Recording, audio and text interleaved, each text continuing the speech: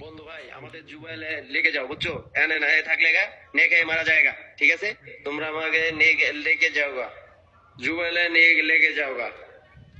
গাড়ি পাঠাও, আমরা চলে যাও। গাড়ি পাঠাও, চলে গায়ে চলে যাবো। গাড়ি পাঠাও। গরম লাগে না তো?